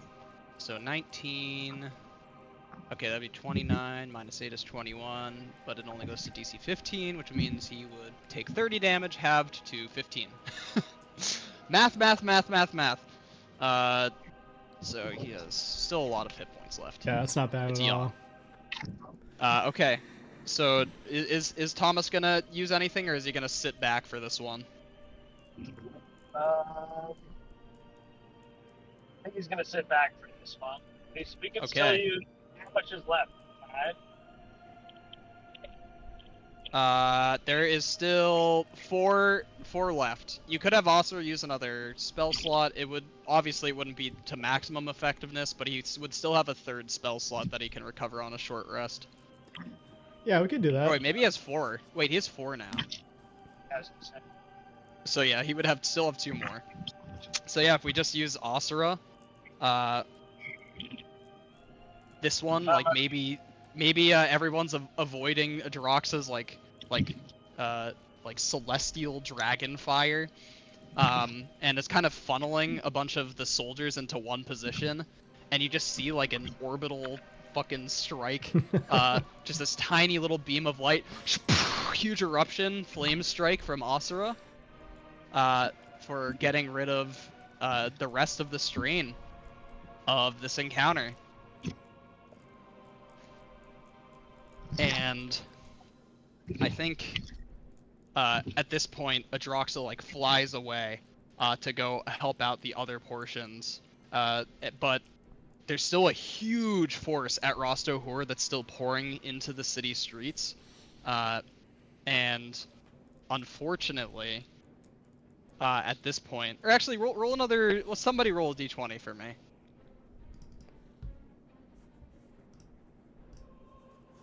All right, 11. This was one of the most likely ones to get, which was just a bunch of Drovir forces is kind of like what you're running alongside now, like the largest bulk Nice. of the army. Which the size of the force definitely correlates to how much strain that force can take. So like this is the largest force, they're going to be able to take the most strain out of anything. So like Drovir, the Drovir army. You're running through the city streets to again capitalize on any like all these advantages you've been accumulating, just to take out any large swaths of soldiers here and there. And maybe there were some passageways or throughways you weren't expecting, as a bunch of like archers appear from the rooftops above you, and you're kind of like surrounded from above as these Ras Duhour soldiers begin like just firing upon you. And not only that, you hear another bell. This one not a communication like warning bell. This one has a weird thrum to it, this weird vibration to it, as again, similar to Roksana jumping over the crowd, silhouetted against the moon.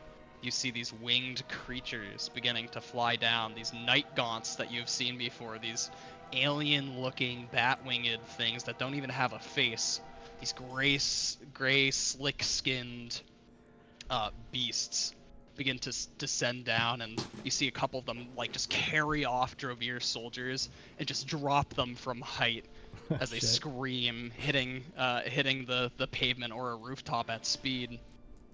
And that is the situation you're finding yourself in. They are the forces of Ras Duhour are starting to get somewhat of a foothold. Their superior numbers are starting to play a little more of a role, or maybe their familiarity, because you guys have certainly lost quite a few soldiers. Even though you've done excellently so far, it is unavoidable to lose a good amount of your forces against they have like 50% more troops than you. But you guys are doing really well. But that's the situation you find yourselves in, almost surrounded at this point, as you had moved further into the city streets, where it becomes more of like this labyrinth of alleyways and side streets, and you find yourselves surrounded by all these archers and beasts of the night. This encounter has 26 strain. Oh my god. Holy shit. Alright, we're putting everyone through a turn of some kind this round. So we gotta get through this. Individual phase now.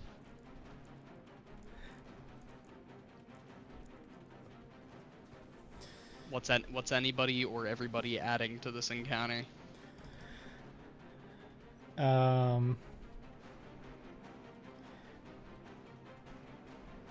I think Roksana. Let me think. I think Roksana will do another offensive. Yeah, offensive's gonna be pretty useful for. How's she doing on health? Good? Bad? Not great. I think she's gonna use another greater healing potion. Good In idea. between rounds here. Let's see. Alright. Could also take healing from an ally if you want to. I think she'll save that for now because we're definitely gonna need. Yeah, you guys are gonna have to take a short rest at some point, probably. And I think she'll do and use another one actually as well. Another 16. Okay. Perfect. Yeah, so Okay. I think on this turn, she's gonna concentrate on these night gaunts, which are Lovecraftian creature, by the way. Fun fact. Yeah. Yeah, she's just gonna once again she's gonna get with that contingent of archers. Maybe they're not all the same because a lot of them probably died up until this point, but she's pointing at night gaunts, telling them which ones to fire at and sort of focus their fire on while the rest of the troops confront their archers on the streets. So that'll be her plan here. I'll roll for this. Yeah, let's see that offense roll. Let's go. Oh yeah, that's 5 strain removed. Let's go. So the current is now 21. That's make crazy. a 20 roll for the defense. Oh boy, I'm praying for this one. Let's go. All right, 19. What is your 18 is your AC? Yeah. Yep. Okay, so 37 minus 8 is 29. You'd pass a DC 25, but that's reduced to passing a DC 20, but you still take 20 damage. Oh. Hey, that's better than taking just 20 damage to remove 1 strain, which is an option that you can take Yeah. for the individual phase. That's brutal. So yeah, take 20 hit points of damage. Is anybody else doing anything in this moment? Thomas, what about you? How are you adding to this? So we're at level 11, right? Yes, So I have 2 more side points. correct. Can I use those 2 plus 3 of my own HP to cast another level 5 spell? Yes. As a reminder, this reduces your hit point maximum as well, until you finish a long rest. Okay.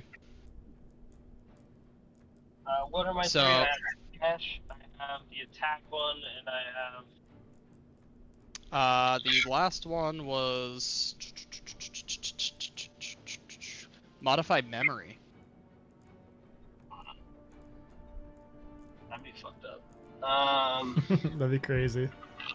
I just don't know how the is there. There's too many people here. I'll go with my attack one. I haven't done much like direct attacking. Yeah. You haven't used synaptic static really. Destroy their fucking brains. So yeah, you What- see you see Roksana putting like a lot of her focus on these night gaunts, as using your ability to climb up walls and everything, and just like timing it properly to intercept them as they're like going to grab people or attack them. You're just beginning to slaughter them, Roksana. Thomas, we'll say that you, just for fun, you levitate up to the rooftops and just center a gigantic like psionic blast. The synaptic static against a large group of archers on the rooftop, who grab their ears and like scream out in pain. Some of them like convulsing and just falling off of the rooftops. Oh shit. Yeah, synaptic static's pretty fucked up one. You actually read it all the way through. Yeah, it's pretty crazy. And you also do notice that those who actually survive their aim is like way off. like they're not able to like hit as many targets or anything. Ugh. Okay, Vinny.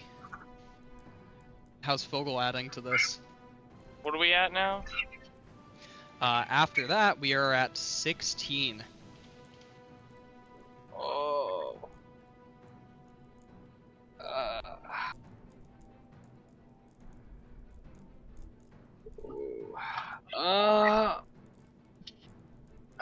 You know what? I guess I'll do. Oh, bye, Caleb. Oh no. Mans is I always. still got enough. Oh, there he is. I'm okay. I'm gonna still go with offensive. I'm debating defensive, but I'm okay. Still do some All right, offensive. roll a Playing it. d20. We're gonna add 10 to this. Oh, the 2. No. Fuck. 12. You only pass a DC 15 with the offensive, which unfortunately just removes 1 strain from the encounter, reducing 16 to Oh 15. Now my make God. the defensive roll because this might be ouchy. 7. Fuck. 27 to You want me to give 19. my- You take 30 points of damage. Oh, for Alright, one. I'm getting brutalized. As you're kind of continuing with your same tactic of just like hurling alchemical concoctions They're around. catching on to it. Not necessarily that. You feel like you're in a good place, and you pick one up. You swirl it around to begin like the reaction, and you feel just like this clawed hand dig into your shoulder as you're lifted up by one of these night gaunts, and you take. You're lifted up into the air. You're like, oh shit, this thing's gonna lift me up and drop me and kill me. You last minute think, okay, you already have a primed concoction. You just hurl it at the creature. It lets you go, and you tumble far, but not far enough to instantly kill you as you crash into the rooftops, Oh, fuck. probably dislocating something. Okay. What are we having the other people do? You want to just have Asura? I think we'll have like everybody try to do an action if they can. Like Yeah, even if it's okay, an offensive action, like I think they got to start, like I mean, you guys are planning on taking a short rest at some point anyways, Yeah, which you can yeah. use to expend hit dice and all that. yeah. So yeah, I think anybody that's a So I'll- spellcaster, we can have them do their thing. If they're not, we can just have them do an offensive action and just like best roll will count or whatever. But just to get this down, because it's Yeah. quite a lot of strain that we're dealing with. Yeah, I think Asura's gonna reduce it by 5 with another Let's spell slot. go. Asura's very helpful in this. That's safe. I can put my inspiration if somebody does really poorly on their. Yeah, that's That's a good true. plan. You can use it to re-roll. So yeah, that's it's currently at 10. So why don't we have we'll do Jan again. Do you want him to use another use of rage? Yeah, Uh, yeah, we could do that. okay, so he'll have 2 left. They only recover on a long rest though, so you probably don't want to have him use all of his rage. He's gonna make an attack roll.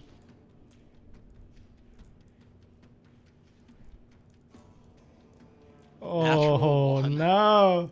Oh no. Which I think isn't gonna have. That's like probably the only way to Reroll. reroll. Oh, let's go. Smart. Yes. 19's much better. So he's gonna remove 2 strain from the encounter instead. He's gonna roll another d20. Let's see. Only an 8. 27. He takes a lot of damage, but it would be 40 half to 20, so.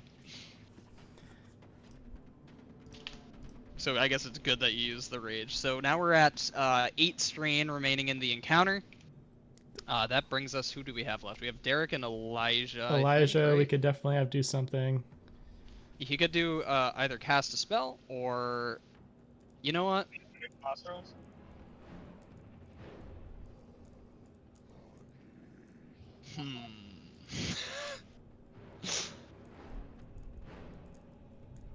You know, never mind. I'll just. What do you want him to do?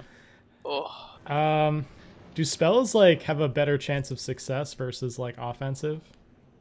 Well, spells. I just reduce the strain by the level of the spell slot Oh, that's used. yeah, okay. So they don't lose any HP either. Like it's just That's pretty good. use the resource, get the benefits. Yeah, I think maybe he could cast a spell then. Okay. You know what? I kind of like the idea of this. What are we at now? We're at 8 remaining. So maybe we'll have him use a 4th level spell slot Perfect. to get not only himself, but we'll say you, Roksana. He's gonna dimension door like the 2 of you Oh shit. up onto the rooftops, and together he like starts hurling like fire bolts just all over the place. You're getting in there and using like the range with Leverez, like the dimension, like all like these weird space folding abilities to get at all of them, and you're nearly cleaning up all of these rooftop archers at this point.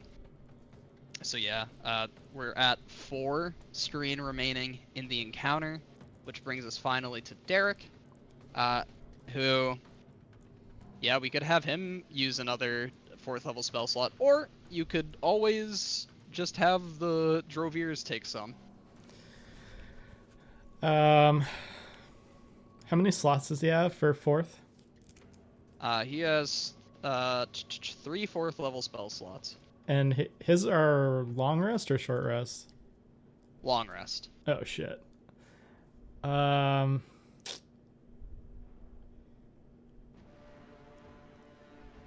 mean, I'm wondering if we each just take 10 HP to bring it down by 1 this strain. But let me know what you guys think. I feel like we haven't really taken like too much damage. But well, oh, actually Fogel did. Never mind. Yeah, actually we might want yeah, I take it back. Actually, we might want to use one of his 4th level then, just to see if we can clear it out. Yeah. Might be a better idea. I'm getting a little low. Yeah, I forgot that you were hit. Yeah. That last round fucking Okay. slapped me around. We'll say that he uses in a very defensive manner, so all these like Night Gaunts are swooping down to like pick up soldiers. He has them all like surround him, and he casts Guardian of Faith that will just attack any Night Gaunt that comes nearby, like incinerating them in this divine brilliance, which takes the strain down to 0. Let's go. At this point, you have taken out a very large portion of the soldiers of Ras Duhour, but you hear from these messengers who are like relaying information, screaming out over the battle on occasions. You get like this messenger who says, that that the defenders have managed to set up defensive positions and barricades on the main causeway. So some of the soldiers have actually been able to rally and start their, or at least add to their defensive positioning. They probably would have had some already ready to defend the causeway, which was the main concern. So you probably will have to assault there soon. However, now would be the time, as an official retreat order has been called to all of them to retreat and defend the causeway. This would be the time to. I know you still need to you still want to take a short rest. This would be the last chance to cut off the retreat. Yeah, no, we got to do it. I say we keep pushing. We got to, because if you don't, the strain will be added to the next encounter. Yeah, for no. sure. I think we just got to go with the momentum and keep pushing. Even if Fogel like has to sit out this round, like that's totally fine. I could also give you one of these healing potions too if you want. But yeah, I think she keeps pushing. She gives no indication of stopping. Yeah, any of these soldiers who are currently like in the fray and fighting, they will be worth a lot more if they're defending in a fortified position. So you call the attack order to not pull back yet, to get any stragglers, any others who may add to the fortifications on the causeway. So yeah, you just push forward. And I think she'll give one of these potions to Fogel, so I'm gonna use this. And how much? What is it? 44? It'll be 15. Alright, that's huge. I'm also going to use my Amulet of the Taste Tester to get back an additional The 44 Taste points. Tester. Hell yeah. Oh, yeah. Oh, baby. Let's go. 32 good. hit points total. Alright. This encounter of getting the retreating soldiers, and it's kind of like a reverse of when you first encountered them. They have a lot of these like pikemen like slowly moving back at the back lines, and are giving space to like let any other soldiers through, but they're like slowly retreating towards the causeway, seeking other even if it is like down narrower streets, just other methods of getting to the causeway to defend it. And, all right. And I think I'm gonna get crafty here. I forgot that I had this. I think Roksana is gonna use, well, oh yeah, actually this is perfect. She's gonna use the Scepter of Blasting, so that's gonna be a 4th level spell. She's just gonna blast these pikemen. I forgot about that. She just holds it out. The scepter. Wait, it's the 4th level version? Yeah, use it to cast Oh Thunder my as God. a 4th level spell without expending a spell slot. So she just Wow. she turns it forward, almost like a hand cannon, and just starts firing at these guys, and just like you just see like people exploding Oh, into yeah. like thunderous noise echoing down the yeah. causeway. Okay. Yeah, okay. Yeah, you just reduce the strain by 4. Let's go. Just freebie. You don't even take any damage from it. What's the strain for this you part? just 14. Oh, not okay. Actually, roll a d20 as well. Oh yeah, the ally. Just to see what if there's an ally that you particularly hate. I think it's the Drovir army Nice. again. The OGs. The OGs. Okay. Yeah, so you just reduce the strain of this encounter to 10. Hell yeah, that's sick. All right, yeah, that's really honest. This line of like pikemen, you just run up to them. They're like positioning, ready to just thrust at you, and you just take this scepter out from, I don't know, some loop or from your pack, and just they fly back like this just wave of shields and pikes crashing into the air. And you just like, you break the defensive line, opening the door to slaughter. Okay, who's next? You could have Osler use his last warlock spell slot if you want to reduce it to 5.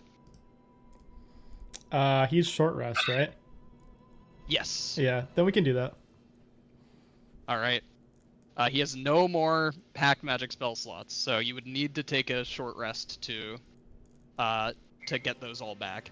But yeah, I think another perfect opportunity for a flame wall or a wall of fire. He doesn't like send it across. He just shoots it down like the middle of the street, and just creates this huge line of fire, like 60-foot line, that absolutely destroys some of the retreating soldiers. Okay. Anybody else adding? There's only 5 strain left in this encounter. I mean, I'll do a defensive one this time. Yeah, that's smart. Defensive. Okay. So why don't we start again with your attack roll? So d20, and we're gonna add 10.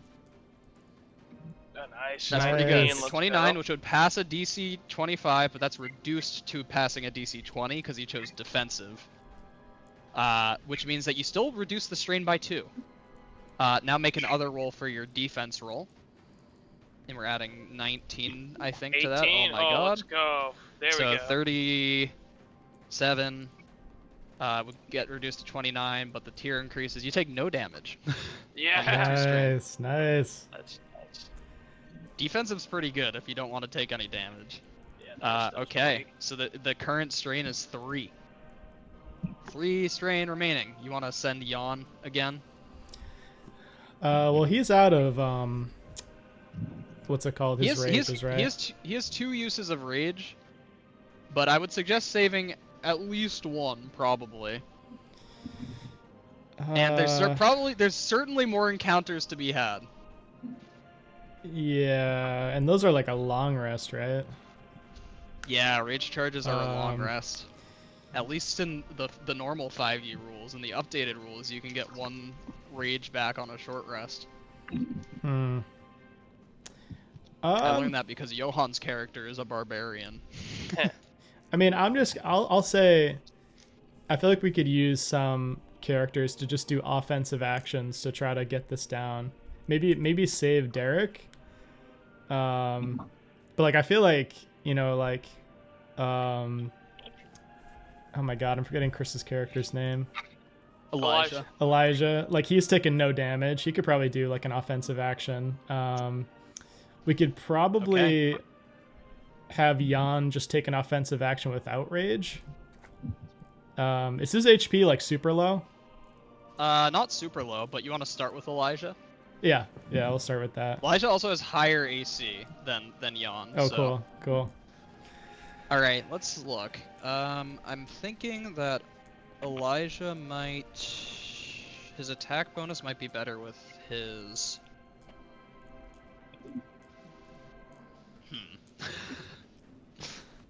I think it might be equal to like his spell casting one and his weapon one.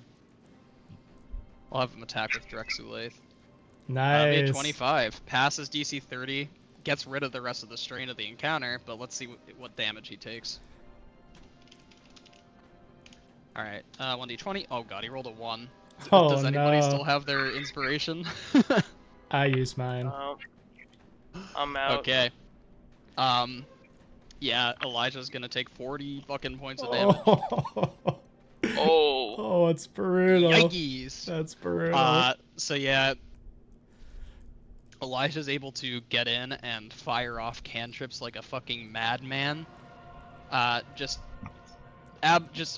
hurling them, like throwing in like these swipes of his sword Drexulaith that he got from Carrick, or defeating Carrick, and he's kind of opening himself up here, just trying to kill as many as possible, and gets a pike like right in the gut, which actually sends him reeling and gets him. He's definitely requires some medical attention now. But Yeah, thanks to Elijah, I'm gonna get him a potion of greater healing too. yeah, thanks to Elijah, though, 17. he scatters the rest of the enemies, and at least no significant amount of them are going to survive. Let's go. At this point, you get more communications as messengers are being sent to different theaters of battle. And you get a communication that it appears that no more defenders are positioning on the causeway. It appears that the force that is going to be there is already there. A forward operating base has been established. And this main causeway, by the way, goes all the way up to Zalad's palace. So, Just for my own curiosity, would there be any benefit to doing one more push? Like, would we be able to take out like his guard or anything, or like, would it make more sense just to retreat? it would probably make more sense to recuperate for one final push. So this would be like the best time to short rest. Okay. Yeah, I think she'll do that then. All right. The party makes its way to this forward operating base. Thanks to Derek, like there's like a triage center, like people getting like bandaged, and like there's like field medicine being applied, and all of that to like help keep these soldiers moving. As you now see Adroxa in her humanoid form, just like barking orders back and forth, and as they're preparing to do this final assault on the palace. It's a well-defended position, and you've made it this far from your skill and your planning, but this is definitely going to be the most difficult part of it all. You don't even know if your forces are going to truly survive, but one thing is made clear. You need to be able to get into the palace to kill Zalad and end this thing as fast as possible. Because the best hope of saving your forces at this point, or as many of them as you can, is to, you know, cut the head of the snake off. But yeah, you guys, I already see you, Tyler, doing it. You guys can short rest and roll hit dice to recover hit points. I'll do that for Elijah and Jan. And I don't think Oscar has taken any damage because he has all of his... Yeah, all he used was spell slots. So he gets his 4 back. Beautiful. Derek doesn't need anything. We'll have Elijah. A very successful invasion thus far, I think. I think we did well. Did I actually give him his HP? 6. Oh yeah, it did. That's cool. Elijah only needs to expend 3. Wow. Wait, what?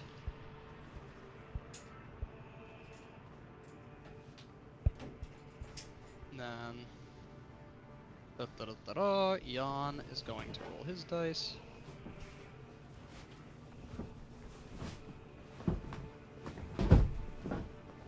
Yeah, I mean, you guys are absolutely cranked through those first 5 encounters. I love it. But the most difficult encounter is the one you're about to approach.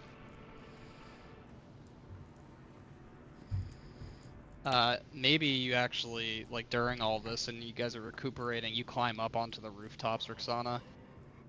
Maybe somebody has like a spyglass or something, like a scout, so that you can see what's ahead. Maybe it's you actually run into none other than Stuart Vilkeson and the Lake Hall Legionnaires, who are kind of doing some scouting of their own. And you're able to see this massive causeway, probably about like 30 to 40 feet across, just like this huge display of architecture, this huge road going through the center and leading up to Zalad's palace. And again, like, it's these... Has anybody seen John Wick 4? The most recent John Wick? I have not. I forget, it's like a real life place somewhere in Europe, but at the end it's just like this like huge fight scene where it's just he's just trying to get to the top of this huge like staircase, and he's fighting like so many assassins and stuff. It's like that, but you know, 40 feet wide, and you can see these like bunch of barricades set up. You can actually see these like ballistae that have been mounted at various points, like these various like terraces, almost like these flatter parts, these flatter platforms. But yeah, it's gonna be a literal uphill battle. Just imagine this if the enemy were prepared, though. I know, that would've been crazy. You probably wouldn't stand much of a chance at all. Nope. I mean, like, of the forces we fought, how much of them did we just flat out wipe out? A good number, especially like the first move that you made. There weren't a ton of enemies, but it gave you the position to like cut off enemies. So like the last 3 encounters, especially, were you killing thousands for sure. I think I said it's like 8, so like the defenders are like 12,000 strong, you guys are 8,000 strong. It might be like almost even at this point. Hell if you were yeah. to really think about it. During these However, they're currently defending, but you have a dragon, so that you have that going for you. But you guys also have momentum. Even with taking this rest, you can be assured that the morale is super low for the defenders. Hell yeah. during this That you were able to eliminate this like 50% numbers advantage within like probably like just 5 or 6 hours is incredible. Yeah, that's dope. But yeah, this literal uphill battle is incoming, during this short rest, could I? which is going to lead us. Try to do what? Remember when I did that Gesh earlier, and we had like the mesh network of Gesh happening? Yeah.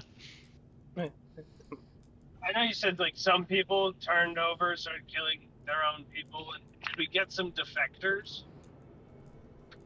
I mean, at the very least, they're just abiding by your Gesh right now. Okay, can I try to see if there's anybody inside the walls that may still be under the Gesh? Oh, that's pretty. Oh, That's pretty cool. Lol, if you will. I know Caleb's not at his computer, so can somebody just roll a d20? This is like a pure luck roll. It's gonna be a high DC sure. luck roll. Yeah, I can roll it. Looking for silly. Oh no! Oh! Natural 1, No. so no. No. They've joined you, but they're not currently like plants. Fair enough. You let me down, Tyler. I know. Hey, I appreciate you asking though. There's no such thing as a bad ask. That was really like that mechanically. So yeah, there's 1 or 2 more encounters to be had, but that's gonna be the climax of the assault, Let's go. and that's where we're gonna start off next session. Nice. Who needs the rest of the party? You got the OGs right Like, here. they're We getting just to, like change. we ran that siege like it was no big deal.